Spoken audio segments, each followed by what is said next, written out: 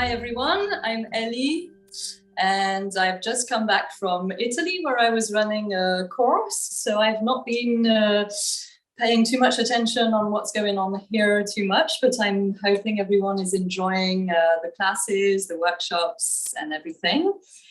And today I will be talking about yin versus yang energies, but also feminine versus masculine energies or ways. So it doesn't matter if you're a man or a woman, we all have feminine and masculine energies. I'll be talking about the sympathetic nervous system versus the parasympathetic nervous system. And to recap, it will be about how to rebalance feminine and masculine energies. So it will be in 3 parts. But first of all, make sure you have space around you so that at some point you can take a downward facing dog. Then make sure you have a pen and a paper if you want to take some notes, because I'll be giving you some tips.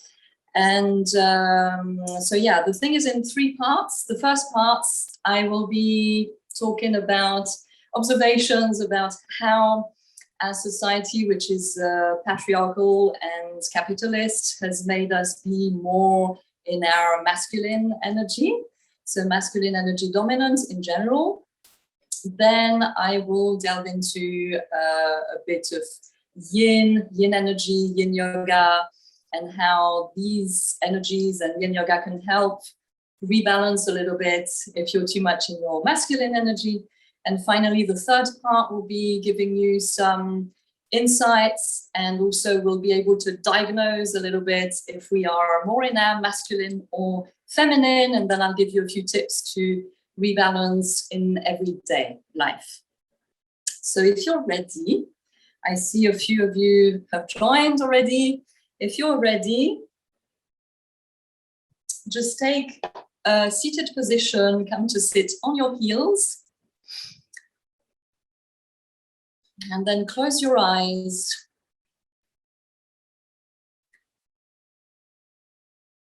Ground through your sit bones.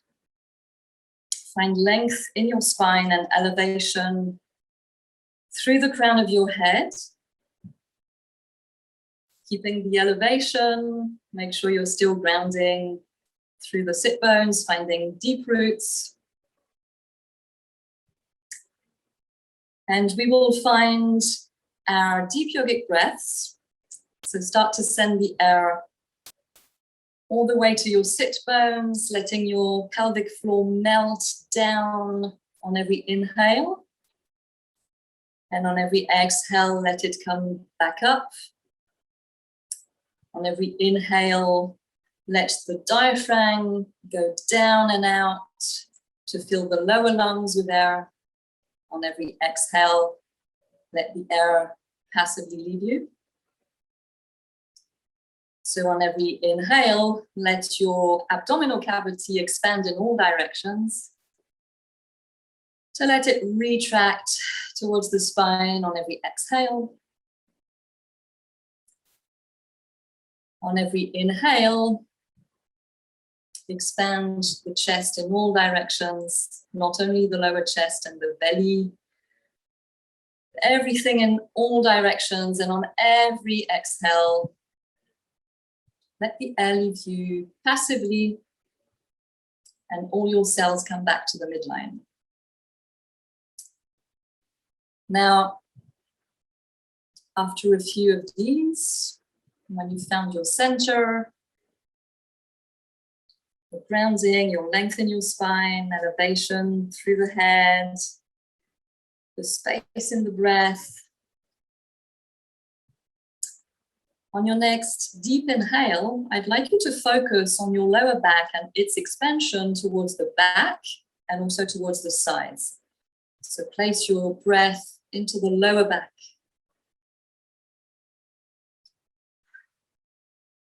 On your next inhale, place your breath onto the mid-back, let it expand towards the back and also towards the sides.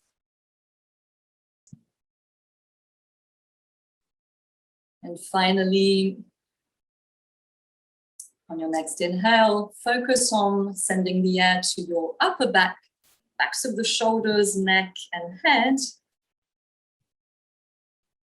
And as you exhale, let these parts come back to the midline on letting the air out passively. So as you keep deepening your breath, keep focusing on your back body, sending your air all the way to the low back, mid back, upper back, back of the head, really plugging into the back body.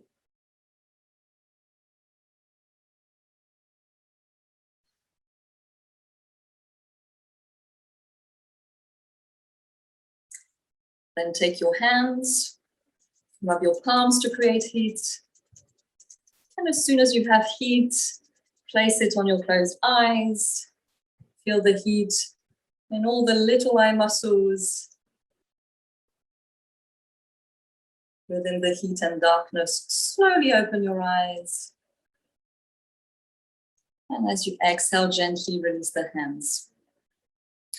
So this is one of the practices I use to plug into the back body. So why would we want to plug into the back body? The back body is our link to universal intelligence, to the feminine energy, to the receiving of insights, to not being always in our front body.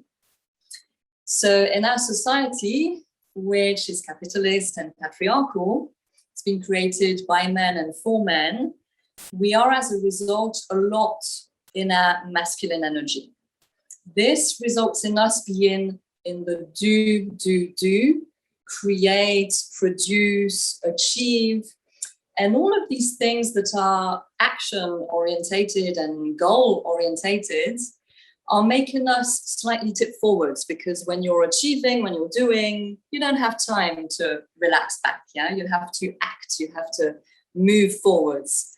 So we're constantly in this front body activation, and we are losing awareness of the back body and how just tuning into our feelings, sensations, and just being, actually we can gather here lots of information. We can tune in to universal intelligence, right? So this practice is great to plug into the back body. Now let's go back to the front body and how masculine energy is more like do.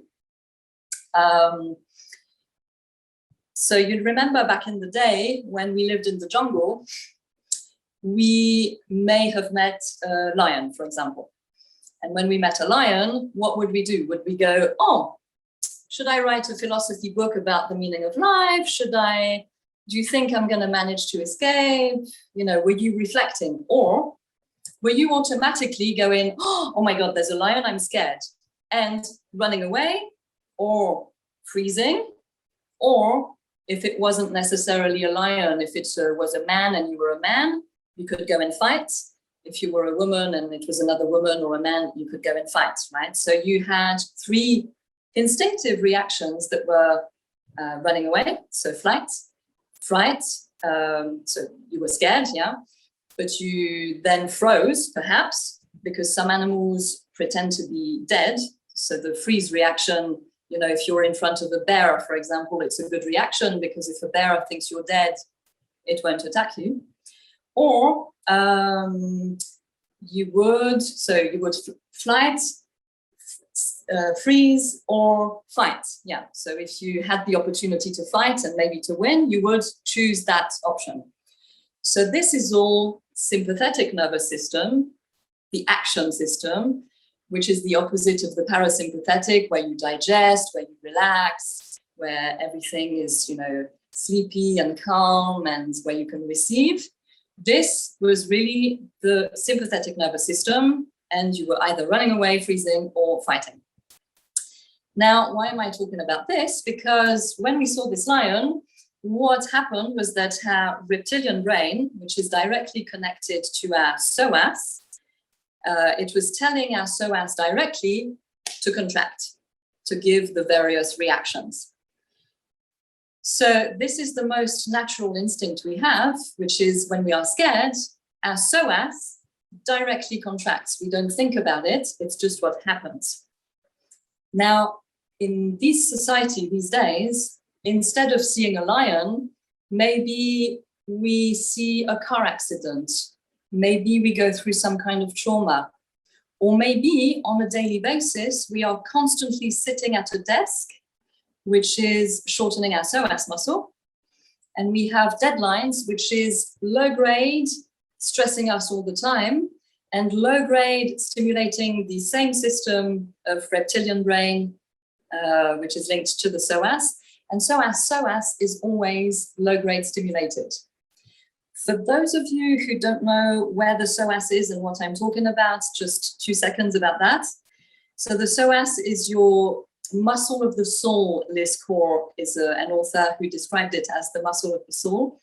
It is, so you have all your belly, your abdominal organs, and then if you move back, you have the spine, and right in front of the spine from L1 to 4, on the sides of the spine and also linked to the discs, you have psoas attachment points. It's the muscle that then goes to the lesotrochanter of the femur. So it's your main muscle to flex the hip, right? So it's a muscle that also makes you bend forwards, and it's a muscle which is very active when you are very active, when you go forwards into your front body. So this is why I'm mentioning psoas. So in our society, we are constantly, or more or less constantly, in our sympathetic nervous system, in that psoas, low grade or higher grade tension that we keep. The front body is constantly forwards and short and tight. The back body is long, but it's stressed because it's trying to pull us back. So it's tight, even though it's long. And the front body is short and also tight. So these are just observations. Then I'll tell you how to reverse all of this possibly, right? Now, with all these deadlines and being stuck in this loop of always stressed, low grade or higher grade with traumas, seeing car accidents or more traumatic things, we are constantly triggering our psoas, and it is keeping us in this kind of fear-based reactions and fear-based decisions. And therefore, we are also always in our sympathetic nervous system, in our stress system. And we are always in this masculine energy, which is trying to control outcomes, to produce things so that we reach our goals. And therefore, this control-based thinking is linking us to always making kind of fear-based and stress-based decisions that keep us in a loop, which is not very healthy. If we are too much in our masculine energy, eventually we'll feel depleted and empty, and it's maybe going to lead to health problems, because when the psoas is always tight, when you're always stressed, the kidneys that are not far from the attachment points of psoas, they're going to be always producing, the suprarenal glands are going to be always producing adrenaline, low grade in the blood all the time. It's not fabulous for the heart. So the heart won't be happy, you'll have a higher blood pressure, maybe so the kidneys won't be happy, right? So now when I say all this, I don't mean that masculine energy is a bad thing. We all have masculine energy and we all have feminine energy, and hopefully it's 50-50, but it has a tendency to not be 50-50, unfortunately. So when I say masculine energy, it's not necessarily negative, but when we are functioning from this, we react in similar ways to when we just had trauma, when we had a great fear or a great loss. So the actions we take in this loop of reaction, action, reaction, they are going to be based on the wrong things, on fear, and as opposed to receiving, trusting, and being more in our feminine. Now, it doesn't mean that we can't take actions, because actions are necessary. And I want to talk in a few minutes about a concept in Yin Yoga, which is awaken. It's an acronym that stands for a few words, and I'll go through the acronym in a few minutes when I talk about the Yin. But basically, when you act from this place of awaken, then your actions are actually more intelligent for you. They're more smart for your well-being, rather than just reacting from a place of fear and stress. So now, how can you get rid of the extra masculine or yang? Well, you could do actually yang yoga, which is great because when you're full of adrenaline, it releases, it can be a form of exercise, right? I don't like to see yoga necessarily, even yang yoga, as an exercise, but it does make the blood flow. It does get the hormones, pumping all around the body. And therefore, if you have too much adrenaline, it's great to get rid of it by using yang yoga, whether it's hatha, vinyasa flow, power vinyasa flow, whatever you wish. It's also great because if you're stuck in these negative loops of thought, of stress, of trauma reaction, you can stop these negative self-talk sessions and to change a little bit your decision loops, to get to better loops. Now, I've been talking about too much masculine, but it's also possible to have too much feminine. So for me, it's obscure because in my 20s, I was more about achieving, learning, and getting things done. So I was more masculine. It's only in the last maybe 6 years that I've tried to rebalance by using all these practices and tuning into myself and what I actually need to balance things out. But I have some friends, whether they are men or women, that are too much in their feminine, actually. So what does that look like? It looks like, yes, it's great. They're receiving insights. They're very creative. They're very artistic. They're very much in the letting go. And, everything's cool. However, they might notice that nothing gets done in their life.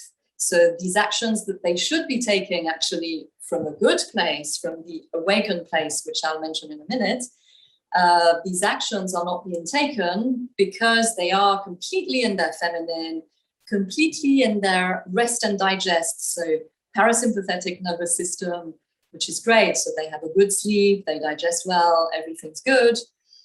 But again, things that should be happening in their life is not happening. So maybe that speaks to you.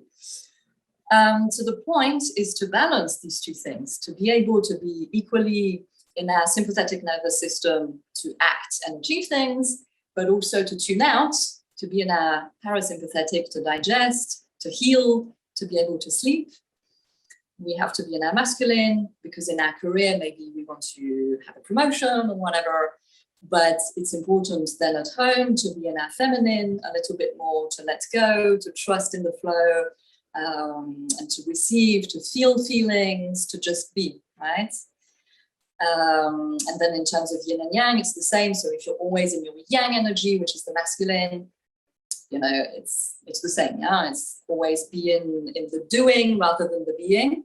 And if you're too much in your yin, well, nothing gets done. So it's all about a balance between these elements. Now, why do I like yin yoga? To rebalance things when you have been too much in your yang. It's because it enables you to receive a little bit more, to tune into yourself, to just feel, to slow down consciously, and to avoid being angry or resentful at either your yin or yang, masculine or feminine, because if we spend too much time in one or the other, so if we spend too much time in our masculine or yang energy, eventually we'll be depleted. And for sure, at some point, if you're a woman, you'll have to stay a day in bed for your period, for example, because maybe you have pain, right? And then you'll be resentful of your masculine because it's what drove you to become sick and bedridden on your period when it shouldn't happen. If you're a man, you don't have your period, but maybe you get sick and depressed sometimes, and you end up in bed anyway because you've been overburning your, sorry, I'm reading a message. You've been overburning your masculine energy, so you end up relaxing, having to relax. So you're angry at your masculine side, but you're also resentful at your feminine side because suddenly you're stuck in bed and you're really chilling, you're in your relaxing, in your, in your feminine energy. You're then tuning into what you truly need, your feelings and just being in the moment. However, you will resent it maybe because you're in bed and therefore you're not achieving something. So the point is to be able to practice yin so that you tune in to your yin energy, your feminine energy when you need it, so that then you don't get overburnt and you don't have to stay in bed or you don't get sick. And therefore you're not resentful of either, because you know that when it's time to be in your masculine, you are in your masculine. And if you are in your feminine and it's time to be in your feminine, then everything is good. Yeah, it's good to be in both. And there's a time for both. But just being stuck in one is the problem. I'll see if you want to ask questions later, because I saw a message from Cedric, I think. Maybe later on in the session, you can feel free to ask questions. But right now, I just want to talk a little bit more. So now, so now I want to talk about the awaken principle, which I love to use. So it's an acronym for a few words that I'll describe. And I like to use it, whether it's for yin. So in your yin practice, definitely you're going to be using it. Or in your yang practice, your yang yoga. Now we're not talking about energies. We're using yin yoga, yang yoga, but also we're using awaken, this principle, in life, right? So what is the first A standing for? It's standing for allow. So allow, meaning in your yin practice, you're going to allow sensations, feelings, emotions to arise. You just let it happen, right? And basically it is as it is. So it's neutral. It is as it is. Whatever we're allowing, we're just allowing it to reach us. So this is within the yin practice, but you could also use the same principle in your yang yoga practice and in your life. A situation arises. Well, at first, the situation arises. It is neutral. A situation is just a situation. It is as it is. As Carl Jung said, who's the psychiatrist, he said, what we resist persists. So actually, if you see a situation and straight away you're trying to control it and resist it, or reject it, this is a form of resistance, and it's going to linger for longer, because what we resist persists, right? So within the allow thing, what I like to practice is gratitude journaling, because as soon as you realize that, yes, okay, there are a few things in your life that are stressful and situations that maybe you don't feel happy about, there's always something to be grateful for. Like, no matter where you live, I like to focus within this on magic, on the practice of noticing magic little things, because no matter where you live, for sure, you will have a bird that comes to sing at your window. You will have a butterfly that lands on you. You will have a stranger that will say something nice to you. You will have a stranger that helps you with your bike. So all these little things that are magic, if you are constantly in your masculine, stressed, oh, I'm not achieving this, therefore I'm not happy because this is the only important thing in my life. Of course, if you're always stuck in this and never noticing what is actually magic around you, and there's always magic around you, then you're caught up in this state of mind. And it's a shame, because if you were to allow things, to say, okay, well, this goal is not happening right now, maybe it will happen later. Oh, but look, this is happening right now. This is cool. This is magic. Yeah, when you allow this, you are trusting the universe to give you something nice that may actually be more important than your goal. Maybe your goal is not as important as you think it is. The universe always knows the bigger picture. So this is the allow. So whether you're doing your yin practice, yin yoga, yang yoga, or your life, you allow, practice gratitude, spot the magical little things, and just tune into this awareness of what is, and just let it be as it is. So then whether it's within yin yang or in life, the second letter of awaken is watch. So once you've allowed something, a sensation, a feeling, whatever it is to arise, you're going to watch it, to observe it in a non-judgmental way. Just so always neutral, no tags, with a beginner's mind, okay? And with these eyes of curiosity, you're going to allow the pain, the anxiety, the fear, the anger, even sometimes you could associate colors with sensations. Yeah, some people can do this. You just let all of this arise and you observe it in a neutral way. Every time we observe something, we place our awareness onto something, it starts to change. So this is also interesting to observe, whether it's within your yin class. Maybe you started with a super bad left hip. As soon as you breathe into it and you just watch it without saying anything to it, without saying, oh, I'm angry at you, hip, why are you like this? No, just observing it, automatically breathing into it, the things will change, it will change, and therefore maybe the sensations move to somewhere else, maybe your knee, your ankle, maybe it dissolves entirely, just because you've been observing it. Now, once you've observed and you've felt whatever it is, anger, resentment, fear, pain, whatever it is, you can then ask yourself, well, how is it that I'm betraying my truth in this moment? Why is it that I'm feeling this sensation or this emotion? How am I not honoring myself? Why is this happening? But not in a judgmental way or any negative way, just getting to the root of it and realizing, that maybe if you adjust some things in your life and you're more in tune with your truth, this anger, this resentment, this fear might disappear, right? So this leads us to the second A in Awaken, which is for action. So like I said before, action is good, actually. It's only when it's fear-based and it's just, not based on the right thinking that it's not good. Action that starts from allowing, then just watching, then you can take action, and it's a smart action. It's a little bit smarter. But this action is minimum focused action rather than huge actions that are all over the place, just focused. As they say in the East, it's the concept of Wu Wei, which is acting without acting. So action without action.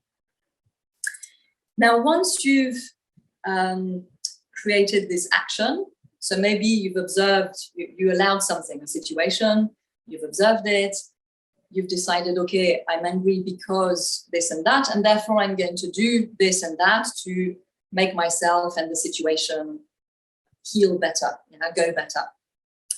It can be within yin, yang yoga, or within life. You want to keep at it, which is the K in Awaken. The keep at it is your tapas, your dedication. So remember, something you practice 21 days in a row will create a new habit. So 21 days of positive, directed, focused action will create a new habit. And 90 days will create a new lifestyle. So this is fascinating because you think you have to make huge changes in your life, perhaps. But it takes 21 days to develop a new habit and 90 days for an entirely new lifestyle, which is very interesting, and it's nice. Now, once you've kept at it, another thing you have to do is expect the best, right? Now, if you're familiar with the Yoga Sutras, there are 9 hindrances, and number 3 is samshaya. The 5th, how do you call it? No, there are 9 obstacles in the Yoga Sutras and 5 hindrances in Buddhism. So the 5 hindrances in Buddhism, number 5 is also doubt. So the third samshaya, the third obstacle within the 9 obstacles is samshaya, and the 5th hindrance in Buddhism is doubt, and they both mean the same. So when we are in our feminine, receiving insights and all of this, it's great, but we cannot act properly unless we get rid of doubt. And what is the kind of remedy for doubt? It is trust and it is faith. So again, it brings us to when you notice that there is magic everywhere, for example, you can have more trust in the universe because you know somewhere that it has your back, it knows what's best for you. And once you've allowed things to happen, you've watched, you've acted in a positive, in a well-directed way, you've kept at it, you've got the discipline, you know, you've done your best, so you can only expect the best. You have to have faith, you have to have trust, because one of the hugest limits in our life is actually our self-doubt. So getting rid of self-doubt is going to be destroying all the barriers. Rather than being in the masculine and forcing through lots of barriers, sometimes it's just nice to let go. It's more effective to let go. And we've done our best anyway. So just trust that things that have to happen will happen. And the last letter of awaken is N, which is now, because the only time that really exists is now. You can't do anything about yesterday. You can't do, well, you can do stuff about tomorrow, but actually the moment where you can do things is now. Yeah, the moment when you can receive awareness, feel, you know, everything that matters is now. So this, as I said, applies to your yin practice, your yang yoga practice, and to your life. So it's great to go into all of these things, to practice yin yoga, to practice yang. Tomorrow I'll be teaching a yin yang class. But before we move on to the last part, just wanted to say a few more things about yin that I really love. It really changed my life in a positive way when I started yin about 10 years ago. Because one of the things that yin does is that a lot of these classical yin asanas are, or poses, yin poses, they are focused on your hips. And your hips is where you have the psoas muscle. You remember the psoas that keeps all the fear held into it. And this is not a woo-woo concept. It's actual, you know, your reptilian brain is sending an impulse to the psoas when you are scared. So the psoas is really that contracted muscle due to fear. And it's always slightly contracted when you have lingering emotions of fear inside of you. So when you address your hips in yin, you are getting rid of a lot of these emotions that are held within the hips. The hips are also the area where you have the thickest fascia. So the fascia is what we address in yin, is this connective tissue that is throughout our body, but it's especially thick and strong around the hips because we need to be stable to walk around rather than wobbling around. So most of these yin asanas are triggering the thicker fascia and the psoas as well. So this is great to tune in to your parasympathetic nervous system. And remember this rest, digest, allow things to happen. We want this to happen more often. So tuning into that, thanks to yin, the practice of yin yoga, is fantastic to reverse the effects of stress constantly. Yeah. Now, the fact that we release all these fears from the hips, all the fascia, all the tension, and the fact that we tune into our parasympathetic nervous system is also what's breaking that loop of making decisions that are trauma-based and that lead to the same outcomes. Instead of that, we are able to act from a place of more grounded feminine energy. We're allowing things, feelings, sensations, and we are more in our feminine, more in our yin energy.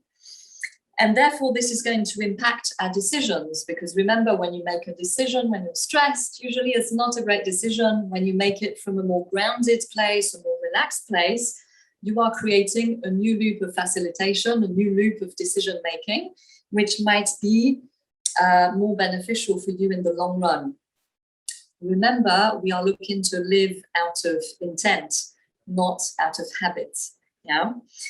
And then finally, yin, I love it because you're receiving all these insights, these sensations, these feelings, you're yielding to gravity, you're yielding to what is and to the awareness and intelligence of nature. And just one thing about this, I have lots of plants in my bedroom. And granted, I was leading that course in Italy and my housemate forgot to water the herbs. So of course they all died because it was hot and she didn't water. But in general, I see my monsteras and my bigger plants, so nature, right? If you're in this controlling thing of, oh, I need to do this, I need to do that, whether you water them or not, they'll automatically die. Have you ever had that plant where you're shifting it to the sun, it dies, you're putting it in the shade, it dies, midway it dies, you're watering it, it dies, you're not watering it, it dies, you're doing everything you can, you push, you're in your masculine, and it dies anyway. And then you just allow it to be. Yeah, you just let it be from that place of allowing, like we said, it is as it is. And then suddenly, yes, you water it, sometimes you forget, but it's going to thrive. And it's amazing to observe this in nature, because whatever you do, actually, whether you are in your masculine and achieving or not, nature happens anyway. Things happen anyway. Yeah. So I'm not actually reading my notes. It's just that I have a tendency to go all over the place and I want to stay focused because we only have like 10 minutes left. So I want to do some exercises now so that you're aware of whether you are more in your masculine or more in your feminine, just to see a little bit. Maybe you find that you're equally feminine and masculine, but remember in Hatha, so the side of the feminine is the left side, the masculine is the right, and so we're going to see whether we lean into our right or left more by using a Tadasana. So I invite you to take a Tadasana, which I won't take because otherwise you won't see me, the camera is not set far enough. So take a Tadasana with your feet stuck together to be less stable, palms facing forwards. Find length in your spine, elevation through the crown of your head, grounding through the feet, the four corners of the feet, with feet together. And notice if just within a few seconds, just notice if you are putting more weight into the right or left foot, if you're slightly tipping. If you have a mirror, this is great. You can do this practice afterwards in front of the mirror if you don't have one now. And just notice if you're tipping more right or more left, or if you're equally like in the middle, if you're nice and central. Notice if one or both knees, but maybe one knee wants to lock more. Now, staying in this position, in this Tadasana, you'll close your eyes, which is going to make you even a little bit more unstable. And notice, again, even more, if one knee is locking more. So usually if you're leaning onto the left side, your left knee is going to want to lock more. And if you are more leaning onto your right side, which is the masculine, the right knee will want to lock more. So try to keep them soft, both of them. And it's within this softness that maybe one or the other will want to lock. So just check that out. Then still with your eyes closed, check out your ankles, check out your hips. Is there anything more wobbly, a bit more locked?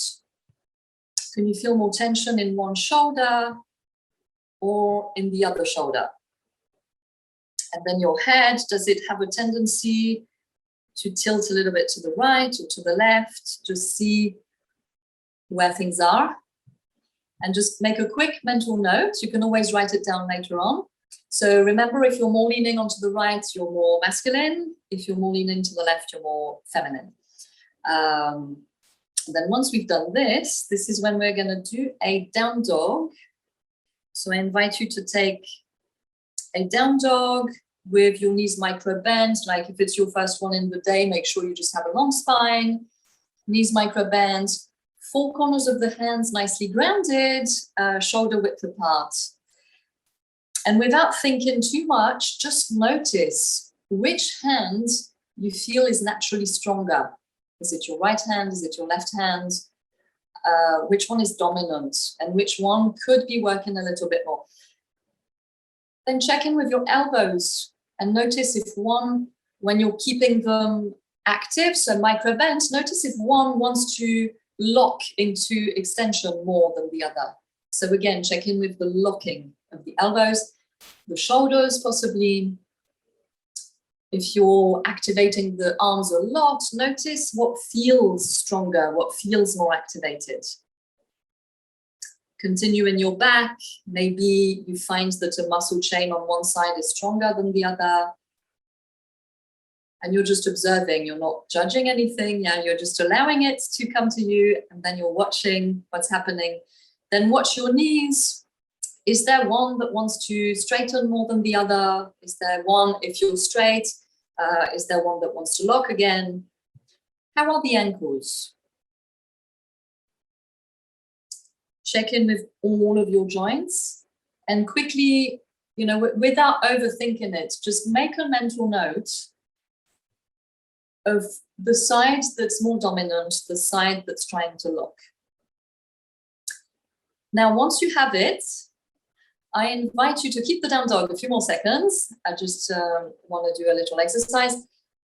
Whatever you find is more active, if you find that one arm is more strong, more dominant, I want you to super activate, supercharge the opposite one.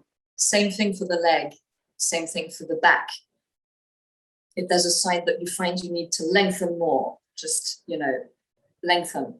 Keep pushing the ground away and push it more consciously on the side that's a little weak, yeah, a little weaker. So this is to encourage either your left side, which is the feminine, or your right side, if you're more weak on the right. It's to encourage it to be more active, so more masculine, yeah. Whichever you're activating more, so keep activating it more for a moment, just to balance things out. Then check in again, see if the two sides are equally activated, if they're equally strong now. If you can feel that before you were putting more pressure on one side, now notice how by putting more focused action on the other side, maybe the two sides feel the same, they feel equal. And then you can come out of your downward facing dog. Keep all these observations in your head. You can always do it again later. And let's take another. So it depends. I have a comment of if you're left-handed versus right-handed, but actually this is an interesting thing that it doesn't necessarily mean that your right hand will be stronger in down dog or your left hand. It's not necessarily a matter. Also, some people are more dominant right hand, but left foot and maybe left eye. So there's also a crossover. Of course, you will sometimes notice that you are right-handed and you're also right side dominant in general, like right foot, right hand. Yeah, you can have some crossovers like I see. If that is happening, actually, just focus on rebalancing right and left, because actually what's happening is that your left brain is your right side action, your right brain is your left side action. And if you're always stronger on one side, it's always the same side of the brain that's more active, yeah? And we want, I'm left-handed and always find, I can't see the entire comment. Yeah. So you want to activate both sides of the brain equally. And if you find that your left hand's dominant, but then right foot dominant, well, this is the exercise for you. Ground your left foot, ground your right hand, yeah? Find wherever you're not equal and make that part of the brain that you need more of, make it rebalanced, okay? So we're going to take another Tadasana. I think we were going on to that before I was reading comments. But thank you for the comments. Find your Tadasana again and quickly close your eyes, feet together, and just notice if, so maybe that down dog exercise was not enough. The more you do it, the more results you'll get, the more often you'll do it also, and the more in your yang class, the more you activate the chains that are not usually strong, the more you'll get a difference in then your Tadasana, which is your base point, right? So but in this new base point of, you know, 2 eyes closed, feet together, notice if maybe something was locking before and it's not locking anymore. Maybe there is already a difference. If there isn't, you need to practice these things a little bit more to find more balance between the right and left. And again, if you found that you were before previously tipping to the right, maybe now you're more in the middle because you've been activating different chains that were not active before.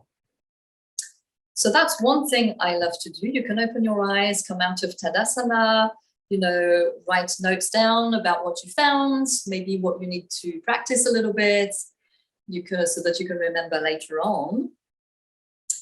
And then check in with yourself and see where in your life you might be stuck, either more in the masculine or in your feminine. Are there areas where you're really overdoing it and you're never able to tune out? Maybe areas where you're constantly tuned out and receiving, passive, and maybe actually being a bit more proactive would help you. Just, you know, where are you stuck and how could you go about unblocking this? Start to, you know, you can write a few ideas down and expand on it later tonight. Then figure out what you need, to get out of this this kind of sticky spot, yeah. Then another thing you can practice actively that we won't practice at the moment, but you can practice lengthening the front body. This goes for everybody because everybody is kind of tipped forwards, even when you are not so stressed all the time, but there is a tendency to lean forwards, yeah? So you want to lengthen the front body and you want to activate your back body. So nice active up dogs. In yin, you can just lengthen the front body by spending time in your seals, in your sphinx position. So these are the positions on your belly. You can open up, you know, in your camels, do all these things that stretch out the front body. So this is for yin yoga. In yang yoga, you can focus on strengthening the back body on top of it. So you can activate the back body muscles more to counteract this do, go, go, go position where you're forwards a little bit all the time. And you can open the front, lean into the back to receive the messages that need to come to you. And then, yeah, keep decompressing your joints, whether it's in yin or yang. So in yin, we compress the joints a lot so that the blood flow is temporarily restricted. And then when we release the yin pose to do our neutralization before the next yin pose, we can let the blood flow go back to the joints, the nutrients enter again. So this is great for the flow of vitality within the body, within the joints. So this is in yin. In yang, you are decompressing joints, but also compressing them, but not as long. And within your yang practice, opening up the joints, opening up the muscles. Then yin, you're stretching meridian lines. So you're stretching lines that go with your organs. All of these stretches, decompressing joints, everything is leading to more vitality in your body. So this is why what I like to practice is first yin and then yang in a class. So my classes are very often, you know, it depends on the time, but if it's an hour class, I'll do 12 minutes of yin to start with, and I'll follow like tomorrow with, you know, 45 minutes or whatever of yang. And this is a great way to open up everything, stretch the fascias, stretch the muscles, stretch the meridians. In the yang part, activate the back body, activate what needs to be activated in terms of rebalancing left and right when we're aware of the differences. So this is why yin and yang are great as a class, you know, yin yang class are great, but also you could do yin classes and then also yang classes. Like try not to stick to just one type. Yes, it's yin then yang. I know it's going to confuse some of you because in some classes you have a tendency to have yang and yin, but it's more healthy to address the fascias, which is what we're addressing in yin, it's better to start with the yin because the fascias need to be cold. And of course, we're always 36 degrees. So whether you're cold or hot, yeah. When we warm up, however, what happens is we get more blood flow in the muscles. And once we are warm, because there is more blood within the muscle belly, which is good then to stretch it. The thing is, because we are able to stretch the muscle belly more, then if we do the yin after all the stretching of the muscle, of course, in yin, you'll be able to do your frog with your belly on the ground, which you'll be like, yes, I reached the ground, but that's really not the point. The point is to lengthen the fascia. And if the fascia is already around a longer muscle, what you'll tend to get is you'll super elongate your ligaments and your tendon junctions, which is not so great. So that's why I prefer to do yin, and in general, it's better to do yin before your yang, if possible. Yeah, and just 2 little exercises that we won't have time to do because there's only 3 minutes left. Exactly, yeah. You don't want to become hypermobile. And if you do the yin after the yang, you're really dumping into your joints too much, and it's creating hyper situations, yeah? So two exercises you can just write down and do it later to tune into your parasympathetic nervous system. One is self-touch. So what you can do is, even without oil, you can go on your belly, and just so that you see what I'm doing with my belly, you can go from the right with gentle touch and slow. So from right, up, left, down. So the camera is mirroring what I'm doing. So, but right, up, left, down, that's the direction of your circle. You can do it so slow, light touch, and this will help you to tune in to your rest and digest system. It's a really nice little practice that I do. I also teach it on that course that I lead. And then when you need to be more in your PSNS, so your parasympathetic, more relaxed, more feminine, more receiving, you can do it in the morning, you can do it in the evening, and it's very simple. It's just yawning, so opening the jaw as much as you can. Yes, it's good for your period, and the belly massage is good for your period. And for how long? The thing is, you're going to delve a little bit onto harder spots sometimes.